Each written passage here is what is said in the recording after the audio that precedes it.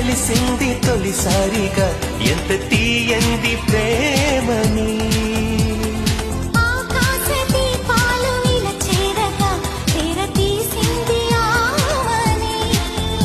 ఇది సంగీతము తొలి సంకేతము, ఇది ప్రియ గీతము మధు జలపాతము.